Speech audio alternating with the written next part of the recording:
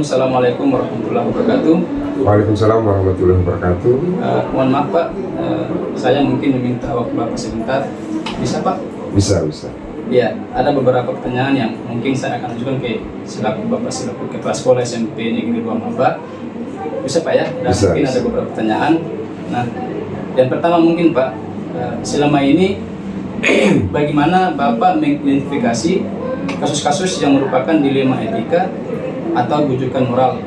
Misalnya ada suatu kasus di sekolah Bapak yang ketika Bapak mau mengambil keputusan, itu Bapak terbentuk dengan dua dilema, etika dan moral. Etikanya terkait dengan peraturan sekolah, sedangkan moralnya mungkin lebih ke sosial Bapak di sekolah Bapak. Ya, baik. Untuk kebijakan yang biasanya yang saya lakukan di satuan pendidikan ini, kebetulan saya ini awalnya itu ditempatkan di jenjang SMK sebagai kepala sekolah juga di salah satu SMK di Lampung Timur. Nah, setelah saya mutasi ke sini, ada kasus seperti kemarin itu ada 4 kasus berkaitan dengan etika maupun moral yang dilakukan oleh siswa. Nah, jadi biasanya kalau di etika itu kadang-kala kami kembali pada tata tertib yang sudah dituangkan di dalam satuan pendidikan atas kesepakatan atau persetujuan dari pihak sekolah, dan hal ini adalah komite, terus orang tua wali dan kepala sekolah dan staf dewan guru. Nah, dari seluruh stakeholder yang ada di satuan pendidikan seperti Maba itu menyepakati seperti apa aktivitas yang kami lakukan. Nah, contohnya siswa itu dituntut untuk memberikan salam atau menyapa dengan apa itu kepada bapak ibu guru yang ada di sekolah. Terus kalau yang moral ini, kalau kaitan dengan moral yang saya temukan di sekolah ini, contohnya seperti kasus kemarin di siswa kelas 7, itu kebetulan kasusnya sudah begitu di atas. Kalau diikuti perbuatan yang dia lakukan kaitan dengan moralnya itu memang sudah melebihi dari standar. Artinya bahwa apa yang dia perbuat dengan usia yang dia usia SMP itu tidak layak. Nah, untuk itu atas kebijakan atau kesepakatan kami bahwa untuk menjaga nama alma mater sekolah, kami berembuk dalam hal mengagendakan rapat dan memutuskan bahwa siswa tersebut bisa dikeluarkan seperti itu. Terima kasih Pak. Mungkin yang kedua Pak, selama ini bagaimana Bapak menyarankan pengambilan keputusan di sekolah, terutama untuk kasus-kasus seperti Bapak sampaikan tadi, dan berbenturan dengan dua kepentingan, misalnya kepentingan yang sama-sama mengandung nilai kebajikan. Selain Bapak mau mengambil keputusan untuk mengeluarkan si murid tersebut, itu berbenturan dengan mungkin ada kepentingan lain di sekolah ini. Ya, kalau pertanyaan yang kedua ini biasanya itu kadang keputusan itu biasanya kan dikembalikan kepada pimpinan, dalam hal ini adalah top manajerialnya di satuan pendidikan. Tapi setidaknya saya juga harus menyadari bahwa saya bekerja sebagai pimpinan di sini bukan hanya saya sendiri, tapi atas dukungan dari beberapa teman-teman guru dan seluruh stakeholder yang ada. Contohnya di sini saya banyak pertimbangan itu kadang menginterview beberapa guru senior atau kadang memanggil orang tua wali siswa tersebut dan meminta keterangan kaitan dengan keseharian siswa tersebut di lingkungan keluarga maupun lingkungan masyarakat. Nah, untuk itu kadang apa yang kita lihat belum tentu juga mungkin bisa tidak terjadi seperti apa yang kita pikirkan. Nah, untuk itu saya lebih ke mengkonfirmasi atau menginterview orang-orang terdekat dengan siswa tersebut. Di situ baru saya bisa mengambil keputusan. Terima kasih. Oke Pak, terima kasih atas Bapak. Yang ketiga Pak, mungkin langkah-langkah atau prosedur seperti apa yang biasa Bapak lakukan selama ini? Ya, untuk langkah-langkah atau prosedur yang perlu saya atasi kaitan dengan kasus seperti itu biasanya itu awalnya itu saya bawakan di pertemuan orang tua wali murid. Pertemuan orang tua wali murid, dari pertemuan orang tua wali murid tersebut ada beberapa sumber-sumber informasi yang perlu disampaikan oleh beberapa teman guru. Dalam hal ini adalah di membidangi kesiswaan, terus yang menangani bimbingan konseling, ditambah dengan pembina OSIS-nya.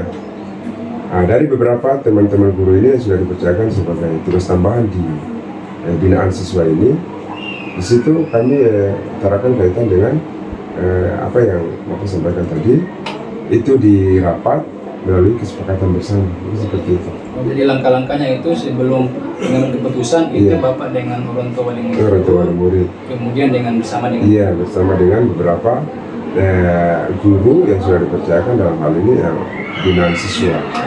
Dari guru PPBK, terus ada pembina OSIS, siswaan juga Pak ya? Siswaan juga. Ya Pak, mungkin yang berikutnya Pak, hal-hal apa saja yang selama ini Bapak anggap efektif dalam pengambilan keputusan Bapak dalam kasus-kasus dilema etika? Jadi mungkin yang Bapak sudah pernah lakukan itu yang Bapak rasa bahwa saya melakukan ini dengan efektif itu seperti apa? Tidak ada langkah. Ya, jadi kalau mau lihat dari sisi positifnya, kalau dikatakan bahwa apa yang kita belajar itu adalah sesuatu hal yang artinya efektif buat kita di satuan pendidikan ini, itu salah satunya adalah di tingkat rentang waktu yang diberikan kepada siswa, baik itu di dalam sekolah maupun di luar sekolah. Itu yang pertama. Terus yang kedua,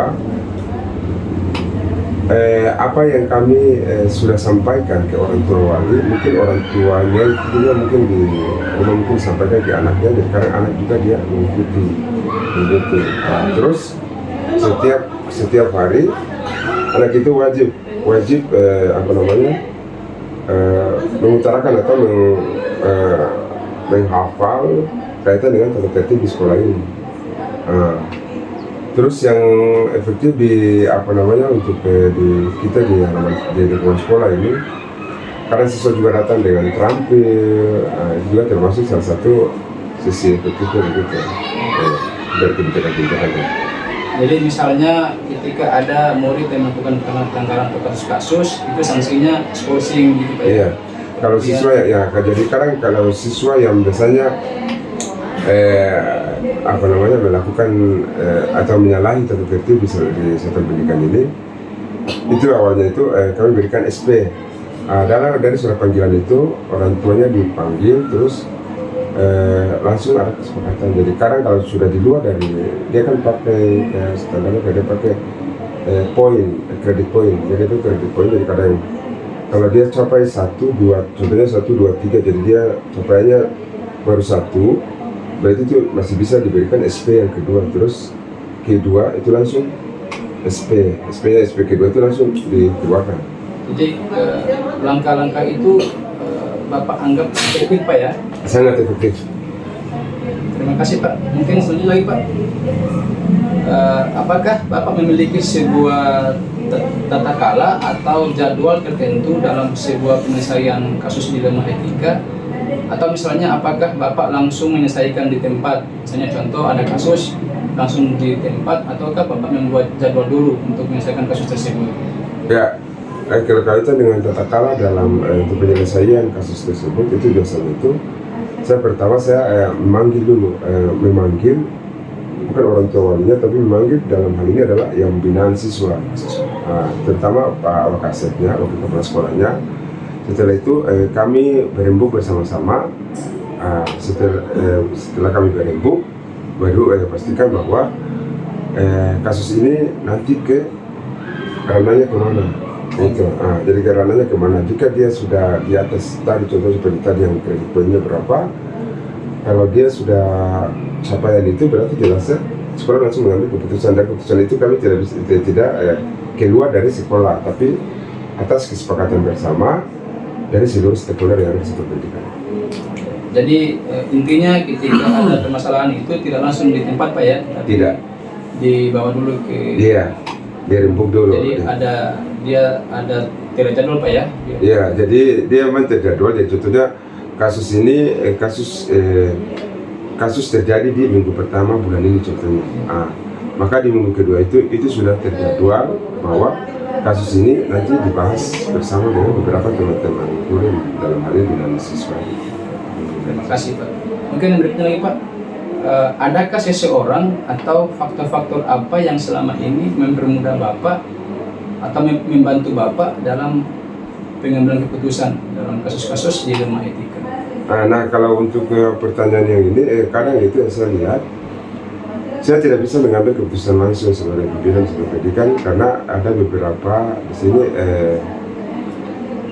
saya harus melakukan itu semacam rapat, terus setelah itu pembahasan, baru nanti kita melihat ada masukan-masukan atau saran dari beberapa dari teman-teman guru itu baru bisa menjadi suatu keputusan. Tapi dalam hal ini yang biasanya kalau saya ikuti itu, yang saya selama ini lakukan di sini itu di bagian humas.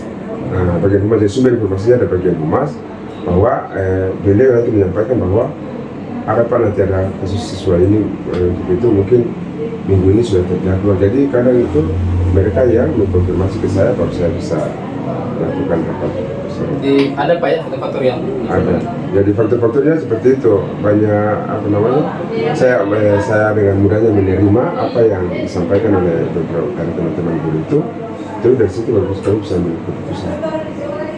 Yang terakhir mungkin Pak, yang terakhir Pak, dari semua hal yang telah disampaikan tadi, ada tidak Pak pembelajaran yang bisa dipetik dari pengalaman Bapak dalam mengambil keputusan? Kalau untuk pembelajarannya sih, kalau menurut saya ya mungkin lebih ke depannya itu bahwa satu posisi bagi saya di pimpinan itu, saya tidak setidaknya langsung mengambil keputusan, maksudnya tidak langsung buat satu kesepakatan langsung, tapi seharusnya harus berembuk dengan beberapa dewan guru maupun yang stakeholder yang kaitan di dalam sektor pendidikan itu. Nah, dari sini ada saran-saran yang perlu kita pertimbangkan. Kadang apa yang mereka sampaikan juga belum tentu dengan apa yang mereka dengan kasus tersebut. Untuk itu kita harus perlu telusuri sehingga penyelesaian suatu masalah itu bisa diselesaikan dengan baik. Seperti itu. Jadi intinya ketika dalam jadi pengalaman yang membuat Bapak itu meninggalkan juga dari stakeholder. Jadi untuk apa namanya, saya rasa bangganya itu kenapa? Karena di sini banyak guru-guru yang sangat mendukung saya dalam arti apa yang perlu saya membuat keputusan itu sebelum saya mengambil keputusan itu ada beberapa hal yang perlu saya sampaikan ke gurunya. Setelah itu nanti gurunya sampaikan, itu baru bisa kami ambil suatu keputusan sehingga tidak ada permasalahan yang muncul dari belakang. Seperti itu Pak. Ya, terima kasih Pak atas wawancaranya. Mohon maaf Pak jika ada pertanyaan yang mungkin dirasa menyinggung atau apa Pak, saya minta maaf kepada Bapak. Mungkin cukup sampai sini dulu Pak. Demikian. Terima kasih Pak atas waktunya. Assalamualaikum warahmatullahi wabarakatuh. Waalaikumsalam warahmatullahi wabarakatuh.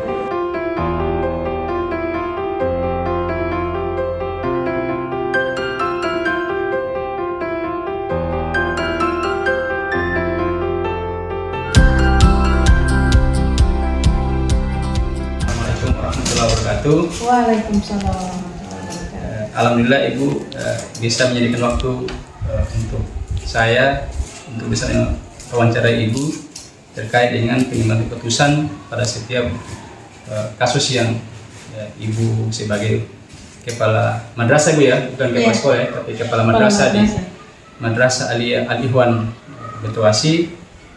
Di sini mungkin ada beberapa pertanyaan yang akan saya sampaikan ke Ibu yang saya ajukan. Ada beberapa, ada sekitar mungkin 7 terkait dengan pengambilan keputusan yang mungkin Ibu di madrasah ini sudah ada beberapa kasus yang Ibu sudah ambil keputusannya. Ibu bisa kita mulai, Bu? Boleh. Oke, terima kasih Ibu. Iya. Untuk pertanyaan pertama, Bu ya, selama ini bagaimana Ibu mengidentifikasi kasus atau permasalahan dari murid atau rekan guru atau apa saja Ibu yang di lingkungan sekolah Ibu atau madrasah Ibu terkait dengan dilema etika ataukah rujukan moral? Musyawarah dulu dengan rekan guru, dewan guru Ibu ya. Kemudian setelah itu dengan orang tua juga terlibat. Setelah kita musyawarah dengan guru-guru, kita ambil kebijakan. Kira-kira ini perlu diundang orang tua atau kita datangkan yang bisa membantu yang kalau begini kasus. Kalau memang harus ditindaklanjuti ke orang tua, maka kita langsung tugaskan BK atau wali kelas. Oke. Yang kedua Bu, mungkin selama ini bagaimana Ibu menjalankan pengambilan keputusan di sekolah Ibu atau di madrasah Ibu, terutama untuk kasus yang memiliki dua kepentingan yang sama-sama mengandung nilai kebajikan. Nilai kebajikan Yang sudah dua itu ya. Masa siswa tersebut sudah melanggar, tapi ada nilai kebajikan yang lain. Jadi, Iya. ya itu yang pertama adalah kita pendekatan dengan orang tua. Kita cari solusi apa kira-kira yang harus kita terapkan untuk anak tersebut. Jadi Kerjasama. ya, bermitra dengan Iya, orang kita tua. di sekolah jalankan tugas sebagaimana yang harus kita lakukan. Terus orang tua juga dia harus peran sebagai orang tua, peran aktif. Oh, kolaborasi dengan orang Iya. tua terkait dengan kasus yang Jadi dialami kalau oleh seandainya umpama pelanggaran itu pesta bebas, maka kita memutuskan bahwa anak ini jam begini ibu harus mengawasi. Kalau sudah pesta, awasi sampai selesai pesta kalau bisa. Terus biasanya kita dengan desa. dengan pihak desa. Pihak desa untuk melarang anak-anak yang masih usia pendidikan untuk melakukan pesta atau langsung gas keluar dari acara. Begitu. Yang berikut Bu, mungkin langkah-langkah atau prosedur seperti apa yang biasa Ibu lakukan di sekolah Ibu atau di madrasah Ibu? Misalnya ada kasus dari murid Ibu nih. Nah, langkah-langkah atau prosedur seperti apa yang Ibu lakukan di sekolah ini? Ya, yang pertama itu pemanggilan, sudah panggilan kepada orang tua, terus penyampaian kepada orang tua bahwa anak tersebut sudah melanggar dengan sanksi skorsing. Ya. Seandainya anak tersebut masih melakukan lagi, maka ini akan skorsing ulang sampai 3 kali. Kalau sampai 3 kali itu juga masih ulang, nanti kita akan tes keluar.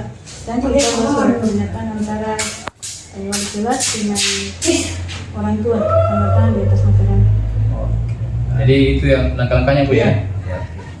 Berikut Ibu, mungkin hal-hal apa saja yang selama ini Ibu anggap sudah efektif dalam pengambilan keputusan Ibu di kasus yang terjadi di murid ini?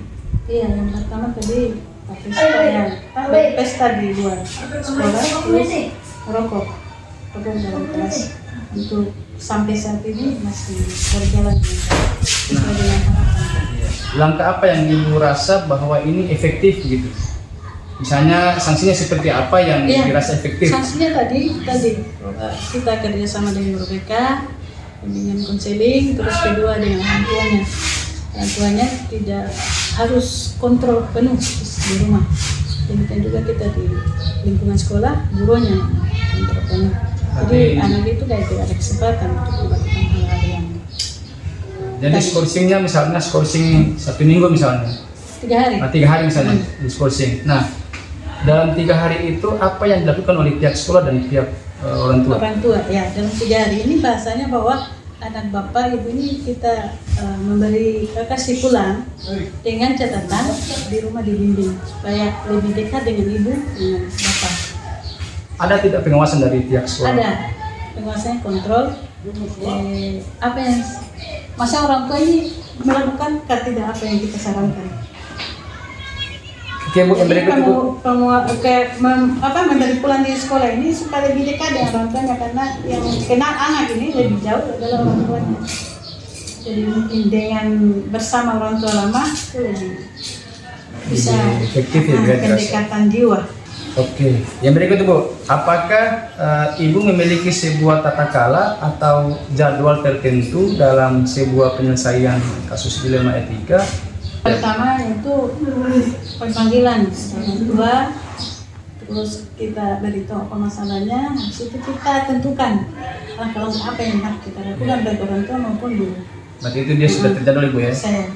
Jadi di jadwal itu misalnya untuk panggilan orang tua itu dalam waktu beberapa hari lagi itu baru ada rapat atau seperti apa?